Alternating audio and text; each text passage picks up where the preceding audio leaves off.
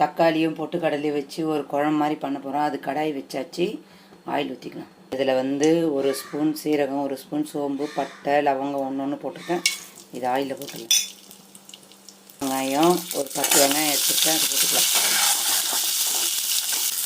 ஒரு 6-7 பல் பூண்டு, ஒரு துண்டு இஞ்சி, ஒரு சின்ன பெருங்காயம், வதங்கிறதுக்கு தேவையான கல் உப்பு ஆட் பண்ணிக்கிட்டேன். 4 தக்காளி ஆட் பண்ணிக்கலாம். நல்லா வதக்கலாம். பொன்னிறமாக நல்லா வதங்கிச்சு. இப்போ ஒரு 2 ஸ்பூன் அளவு ஒற்றைக்கல் ஆட் பண்ணிக்கலாம்.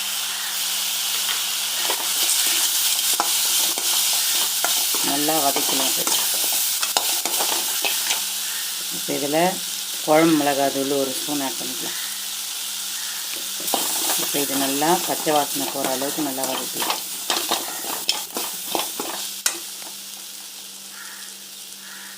கருவேப்பிலை கொஞ்சம் போட்டுக்கலாம்.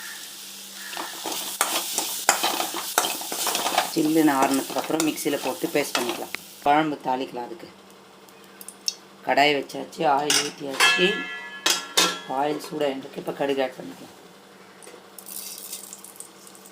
2 வெங்காயம் ஆட் பண்ணிக்கலாம். இது வதங்கிறதுக்கு தேவையான கல் உப்பு ஆட் பண்ணிக்கலாம். இப்போ கருவேப்பிலை ஆட் பண்ணிக்கலாம்.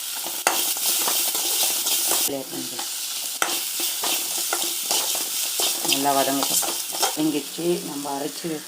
நம்ம அரைச்சி வச்ச பேஸ்ட்டை இதில் ஆட் பண்ணிக்கலாம். தண்ணி கொஞ்சம் ஆட் பண்ணி மிக்ஸ் பண்ணிக்கலாம். தேவையான கல் உப்பு ஆட் பண்ணிக்கலாம். கொஞ்சம் தண்ணியாக வச்சுக்கலாம். ஏன்னா ஒற்றைக்கல்லை சேர்த்துக்கிறதால தண்ணியாக வச்சா தான் குழம்பு கட்டியாகாது. இன்னும் கொஞ்சம் தண்ணி ஆட் பண்ணிக்கலாம். அதில் நல்லா 2 கொதி குழம்பு ரெடி ஆகிடுச்சு. கொச்சி நல்லா டேஸ்ட்டாக இருக்குது. உப்பு மட்டும் கம்மியாக இருந்துச்சு, ஆட் பண்ணிட்டோம். இப்போ இதை நம்ம பவுலுக்கு ட்ரான்ஸ்ஃபர் பண்ணியாச்சு. இப்போ இதுக்கு கொத்தமல்லி தூவிக்கலாம். டிஷ்ஷை செஞ்சு பார்த்துட்டு எப்படி இருக்குதுன்னு எனக்கு கமெண்ட்ஸ் பண்ணுங்கள் ஃப்ரெண்ட்ஸ்.